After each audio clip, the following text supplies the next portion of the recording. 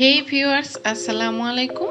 সানিয়া কবির রেসিপির আজকের আয়োজনে নতুন একটি পর্ব দেখার জন্য সবাইকে স্বাগতম জানাচ্ছি।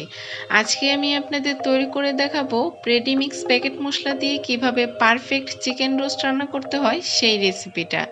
কিভাবে চিকেন রোস্টটা রান্না করলে পারফেক্ট হবে আর স্বাদটাও বিয়েবাড়ির মতো হবে তার সকল টিপস সহ আজকের রেসিপিটা শেয়ার করছি।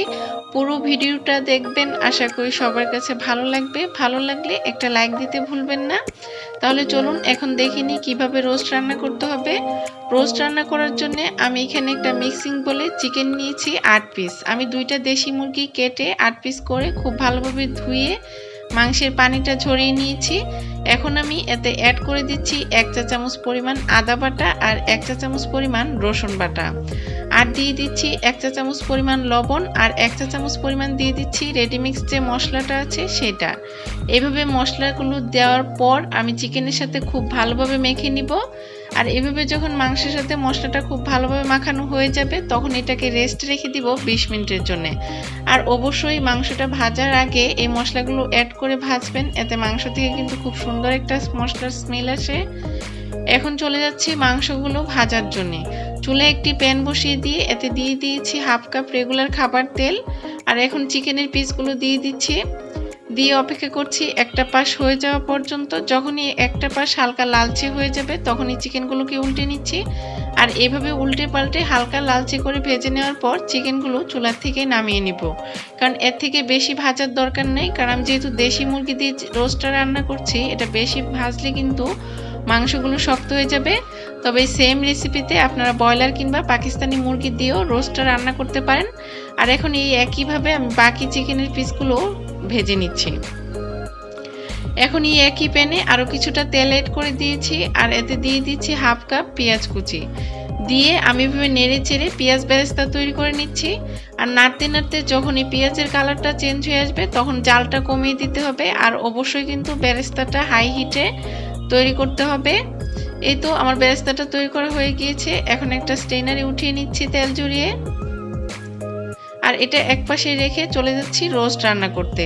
চুলায় আবার ওই একই প্যানে আমি হাফ কাপ দিয়ে দিচ্ছি পেঁয়াজ কুচি, দিয়ে একটু নেড়ে চেড়ে তেলের সাথে ভেজে নিচ্ছি। আর এখন এতে অ্যাড করে দিচ্ছি গরম মশলা, দিয়ে দিচ্ছি 4-5 পিস তেজপাতা, 4 পিস দারচিনি, 6-7টার মতো দিয়ে দিচ্ছি এলাচ। এলাচের মাথাটা একটু ফাটিয়ে দিয়েছি, এতে খুব সুন্দর একটা ঘ্রাণ বেরোবে।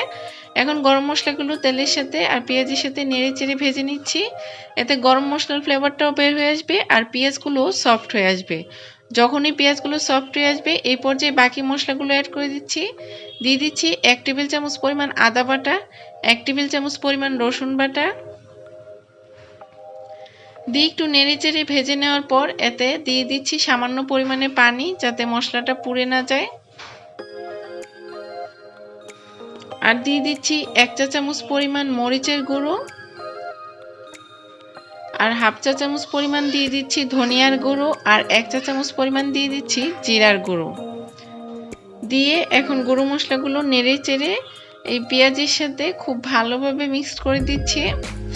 এইভাবে মিনিট 3 নেড়ে চেড়ে কষিয়ে নেওয়ার পর এতে আমি দিয়ে দিচ্ছি রেডিমিক্স রোস্টের মশলা। আমি এখানে রাঁধুনি রেডিমিক্স রোস্টের মশলাটা ইউজ করেছি, তবে আপনারা যে কোনো ব্র্যান্ডের রোস্টের মশলা দিয়েই কিন্তু এই রোস্টটা রান্না করতে পারেন। এখন দিয়ে দিচ্ছি হাফ কাপ টক দই। টক দইটা দেওয়ার পর টক দইটা নেড়ে চেড়ে মশলার সাথে খুব ভালোভাবে মিশিয়ে নিচ্ছি। এভাবে মিশিয়ে নেওয়ার পর এখানে আমি দিয়ে দিচ্ছি 1/3 কাপ পেঁয়াজ বাটা, আর দিয়ে দিচ্ছি 12-13টার মতো কাঠবাদাম বাটা, তবে কাঠটার পরিবর্তে আপনারা যে কোনো বাদাম বাটা এখানে ইউজ করতে পারেন।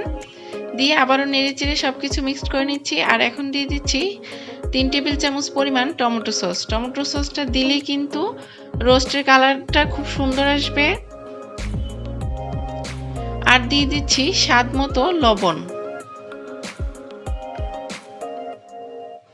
লবণটা দেওয়ার পর নেড়ে চেড়ে মশলার সাথে খুব ভালোভাবে মিশিয়ে নিচ্ছি। আর এইভাবে মশলাটাকে আমি কষিয়ে নিয়েছি মিনিট 7-এর মতো। মশলাটা যত কষাবেন রোস্টটা খেতে কিন্তু ততই টেস্টি হবে। এখন দিয়ে দিচ্ছি আগে থেকে ভেজে রাখা চিকেনগুলো, দিয়ে নেড়েচেড়ে মশলার সাথে মিক্সড করে নেওয়ার পর এই চিকেনের সাথেও মশলাগুলো আমি কষিয়ে নিয়েছি আরও 5 মিনিটের মতো। কষাতে কষাতে যখন এরকম তেল উঠে আসবে এই পর্যায়ে আমি এতে অ্যাড করে দিচ্ছি 1 কাপ পানি। এতে চিকেনটা খুব ভালোভাবে কিন্তু সিদ্ধ হয়ে যাবে। এখন পানিটা দেওয়ার পর একটু নেড়েচেড়ে মিক্সড করে দেওয়ার পর একটা ঢাকনা দিয়ে ঢেকে দিচ্ছি 20 মিনিটের জন্য। ফিরে আসছি 20 মিনিট পর। আমি কিন্তু অফ ক্যামেরায় ঢাকনাটা খুলে আরো 2 বার এই চিকেনটাকে নেড়ে দিয়েছি যাতে মশলাটা নিচে লেগে না যায়। এখন আবারও নেড়েচেড়ে দেওয়ার পর আমি এতে অ্যাড করে দিচ্ছি 6-7টার মতো কাঁচামরিচ। এতে কাঁচামরিচের খুব সুন্দর একটা স্মেল আসবে। এখন আবারও ঢাকনা দিয়ে ঢেকে দিচ্ছি 5 মিনিটের জন্য। 5 মিনিট পর কিন্তু প্রায় আমার চিকেনটা হয়ে এসেছে। এই পর্যায়ে আমি 1 টেবিল চামচ পরিমাণ চিনি দিয়ে দিচ্ছি, কারণ আমি যে টক দইটা ইউজ করেছি তার স্বাদের ব্যালেন্সের জন্য আমি চিনিটা দিয়েছি। এতে রোস্টটা কিন্তু মিষ্টিও হবে না আবার টকও থাকবে না। এখন চিনিটা দেওয়ার পর আবারও নেড়ে মিক্সড করে দিচ্ছি আলতো হাতে। আর এখন দিয়ে দিচ্ছি 1/2 কাপ পরিমাণ পেঁয়াজ বেরেস্তা। পেঁয়াজ বেরেস্তাটা দিতে চেষ্টা করবেন, এতে রোস্টের স্বাদটা কিন্তু আরো বেশি বেড়ে যাবে। পেঁয়াজ বেরেস্তাটা দেওয়ার পর আমি আবারও নেড়েচেড়ে পেঁয়াজ বেরেস্তাটা মাংসের সাথে খুব ভালোভাবে মিশিয়ে নিচ্ছি।